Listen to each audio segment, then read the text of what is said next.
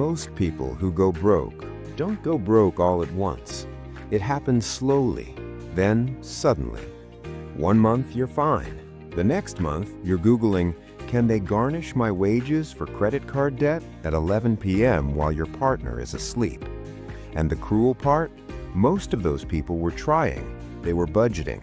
They were cutting subscriptions. They were doing the things you're supposed to do. But they were doing them in the wrong order. That's what nobody tells you. Personal finance isn't just about what you do, it's about when you do it. Sequence matters more than almost anything else. And getting the sequence wrong doesn't just slow you down, it can actively make things worse. Today, we're going to fix that. No motivation speech, no vision boards, just the exact order, backed by math, that actually works. Let's go. Here's a story. Meet Alex. Alex is 29, makes about $58,000 a year. Not rich, not broke, somewhere in the uncomfortable middle. He's got a little credit card debt, a car payment, no real savings to speak of, and a coworker who keeps telling him to invest early because compound interest. So Alex does what most people do. He opens a brokerage account, puts in $200 a month, feels good about himself. Meanwhile, he's carrying $6,400 in credit card debt at 22% interest. Every month, that debt costs him about $117 in interest every single month. Just gone, burned, disappeared into a bank's quarterly earnings report. His $200 investment in a decent year might earn 7 to 10% annually. That's roughly $14 to $20 a month in returns. He is losing $117 a month to debt interest while earning $17 a month in investment gains. He is going backwards, and he feels productive. This is the trap, and it's not Alex's fault. Financial advice in this country is distributed in fragments. You get the invest early fragment from one podcast. You get the cut your lattes fragment from a book. You get the build an emergency fund tip from a wellness influencer who just sold her startup for 8 figures. Nobody gives you the order. So, here it is. Before you save a single dollar, before you pay off a single debt, before you even look at your credit score, you have to stop the bleeding. What does that mean? It means identifying the financial leaks that are actively making your situation worse right now, not in theory, right now, this month. There are 3 types of leaks, and most people only look for one of them. The first type is obvious: subscriptions you forgot about, gym memberships you use twice a year, that premium account for an app you downloaded during a pandemic hobby phase. These are real, but they're also not going to change your life. We're talking about maybe $80 to $150 a month if you're thorough. Worth doing, not the point. The second type is less obvious. These are structural costs that are too high for your current income, your rent, your car payment, your insurance. These are commitments you made often years ago that quietly eat a percentage of your income every month, regardless of what else happens. A car payment of $580 on a $48,000 income isn't a coffee problem, it's a commitment problem, and no budgeting app is going to fix it by color-coding your spending categories. The third type is the one almost nobody talks about: behavioral leaks. The $40 food delivery charge when you were stressed and the fridge was full. The concert tickets bought on a Tuesday night for an event 4 months away that you'll probably resent by the time it arrives. The "I deserve this" purchases that feel like self-care but function like emotional debt. These aren't moral failures, they're just patterns, and you can't fix patterns you haven't named. So, step 1 isn't about discipline, it's about diagnosis. Spend 1 week, just 1 week, tracking every single dollar leaving your account, not to judge yourself, just to see it. Most people are genuinely surprised, not because they're reckless, but because they've never actually looked at the full picture at once. You are not ready to build anything until you know where the foundation is leaking. Now, here's where it gets counterintuitive. Before you pay off your debt aggressively, Before you optimize anything, you need a small emergency fund. Not a full one, a small one. $1,000 sitting in a separate account, not invested, not touched, just there. Here's why. The reason most debt payoff plans fail isn't willpower, it's friction. You build momentum, you're paying down your credit card, you're finally making progress, and then your car needs a brake job for $600, so you put it on the credit card, and you're right back where you started. Psychologically, that's devastating. Financially, it's a setback that could have been avoided. The $1,000 buffer isn't a real emergency fund, it's a circuit breaker. It prevents the inevitable small emergencies from collapsing your entire plan before it gains any traction. A Federal Reserve survey from a few years ago found that roughly 37% of Americans couldn't cover a $400 unexpected expense without borrowing or selling something. If that's you right now, you are one transmission problem away from wiping out a month of progress. Build the buffer first. It doesn't take long. If you can find $250 extra a month from the bleeding you stopped in step 1, you're there in 4 months. $1,000, separate account, done. Now you're ready to actually fight. Now we attack debt, but not randomly. There's a genuine debate in personal finance circles about debt payoff strategy. Two main camps, the avalanche method and the snowball method. Avalanche says pay off the highest interest rate debt first. Mathematically optimal. You pay less total interest over time. Snowball says pay off the smallest balance first, regardless of interest rate. Psychologically powerful. You get quick wins that build momentum. Here's the honest answer. The math favors avalanche, the human brain favors snowball, and the best strategy is the one you actually stick to. But here's what neither camp usually addresses. Before you choose a method, you need to understand what you're actually dealing with. Not all debt is equal, and treating it like it is will cost you. Credit card debt at 19 to 28% interest is a financial emergency. It should be treated with the same urgency as a slow gas leak in your house. It is quietly dangerous and it compounds fast. Student loans, especially federal ones, often sit at 5 to 7% and come with income-based repayment options, forbearance, and in some cases forgiveness pathways. Paying these off aggressively before your high-interest debt is like patching your roof while the kitchen is on fire. Car loans are typically 6 to 10% for people with average credit, not an emergency, but not something to ignore. Personal loans vary wildly. Some are fine, some are predatory. Know your rate. So here's the actual order within debt. Anything above 10% interest gets attacked first, hardest, and fastest. Below 10%, you make minimums and keep moving. While you're in this phase, there's one move worth considering.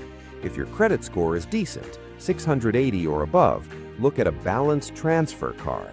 Some offer 0% interest for 15 to 21 months.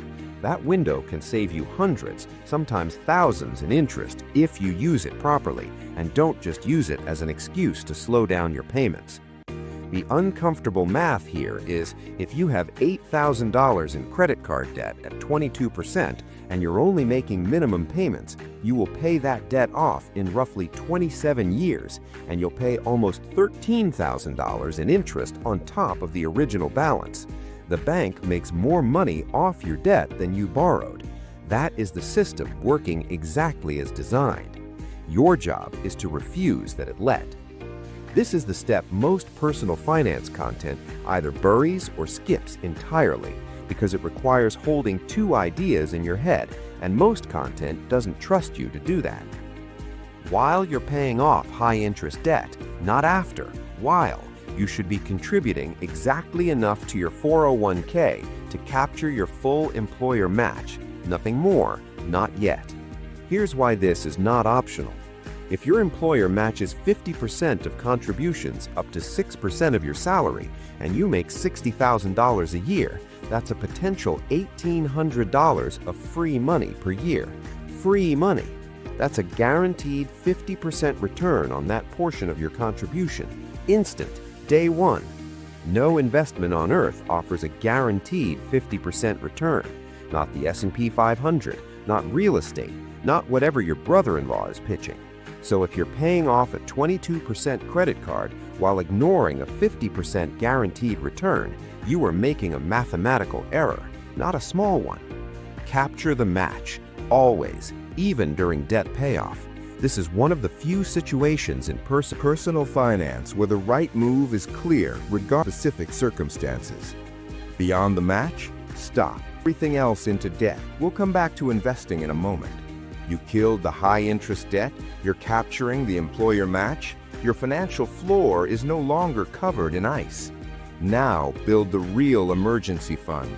3 to 6 months of actual expenses, not income, expenses. This distinction matters more than people realize.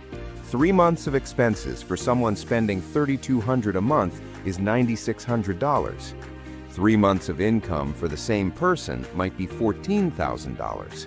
That's a meaningful difference in how long it takes to build and how aggressively it needs to grow. The range, 3 months versus 6, depends on your situation. If you have a stable job in a stable industry, 2 income sources in your household, and marketable skills, 3 months is probably fine. If you're self-employed, in a volatile industry, single income, or in a field that's quietly being disrupted by technology right now, lean towards 6. Where does this money live? A high-yield savings account, not a checking account where it will quietly get absorbed into regular spending. Not the stock market, where a crash right when you need it most turns your emergency fund into an emergency. As of the last couple of years, high-yield savings accounts have been offering anywhere from 4 to 5% APY. That's real money on a $10,000 emergency fund. Not investment-level returns, but not nothing either. The emergency fund is not an investment, it's insurance. It's the thing that keeps one bad month from becoming a bad year. The debt is gone, the buffer exists, the employer match is captured, the emergency fund is funded. Now you invest, and the order here matters too. First, max out your Roth IRA if you qualify. As of 2024, the contribution limit is $7,000 per year, $8,000 if you're 50 or older. Why Roth before other investing? Because the money you put into a Roth IRA grows tax-free, not tax-deferred, tax-free. You pay taxes on the money going in based on today's tax rate, and then you never pay taxes on the growth again. If you put $7,000 a year into a Roth IRA from age 25 to 65, and it averages 7% annual returns, you'd have roughly $1.4 million. And when you retire, you pay 0 taxes on that. Nothing. The government gets nothing. Contrast that with a traditional 401k, where you get a tax break now, but you pay income taxes on every dollar you withdraw in retirement. You're not avoiding taxes, you're deferring them.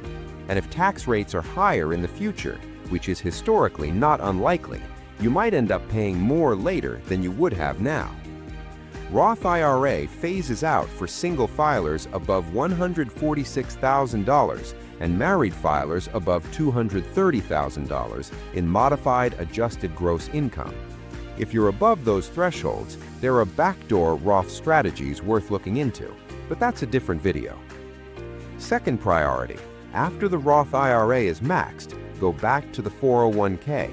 Now contribute beyond the employer match. The 2024 contribution limit for a 401k is $23,000. You probably won't max this immediately, and that's fine, but direction matters. Every dollar you can push into tax-advantaged accounts before taxable investing is a dollar the government can't touch while it's growing. Third, if you have a high-deductible health insurance plan, you have access to an HSA, a health savings account. This is genuinely one of the most underused financial tools available. Contributions are tax-deductible, growth is tax-free, withdrawals for medical expenses are tax-free. That's triple tax-advantaged. Nothing else does that. If you don't use it for medical expenses before 65, it functions like a traditional IRA after that. Fourth, after all of that, a regular taxable brokerage account for additional investing. Index funds, low cost, long term. You've heard this before, but it belongs at the end of the list, not the beginning. Let's zoom out for a second. We've been talking about individual steps, but here's the thing that keeps most people stuck in a loop they can't see from inside it. The system you're operating in was not designed to make you wealthy. It was designed to make you a reliable customer. Think about it. Credit cards want you to carry a balance, not pay it off.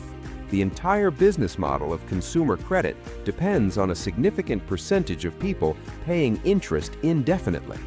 Payday lenders exist specifically in the gap between the paycheck cycle and the emergency. The entire consumer finance industry profits most from people who are almost, but not quite, financially stable. The "just stop spending so much" puts the entire weight of a structural problem onto individual behavior. It's technically correct and functionally incomplete. Now here's where the math gets quiet and uncomfortable. The median American household income is roughly $74,000. The median household spending on housing alone, rent or mortgage, in most major metros is now between 30 and 40% of that income. That's before food, transportation, healthcare, childcare, or student loans. The math doesn't always add up, not because people are bad at money, but because for a significant percentage of people, the margin is genuinely thin. And when the margin is thin, the order of financial operations becomes even more critical because there's no room to absorb mistakes. This doesn't mean the steps don't work, they do, but it means applying them without acknowledging the real constraints people are operating under is either naive or dishonest. The steps we've outlined today are optimized for someone with some margin. If your margin is nearly zero, step 1, stopping the bleeding, is even more important because you're looking for margin that doesn't yet exist. Sometimes that means increasing income before optimizing it. Sometimes it means hard decisions about living arrangements or transportation that no budgeting app can solve for you. Let's talk about what personal finance content usually gets wrong. The latte factor. The idea that small daily purchases are the primary reason people aren't wealthy. If you spend $5 a day on coffee and invested that at 8% for 30 years, you'd have roughly $225,000. Here's the reality. Rent in Los Angeles has gone up by roughly 40% in the last decade. Healthcare premiums average over $22,000 a year in employer-sponsored plans. Childcare in major cities runs $1,500 to $3,500 a month. The latte argument asks you to find the problem in $150 a month of small pleasures while ignoring the $1,200 rent increase that happened without your input. This doesn't mean small habits don't matter. At the margins, they do. But the narrative that individual frugality is the primary solution to a structural affordability problem is not only incomplete, it's occasionally a distraction.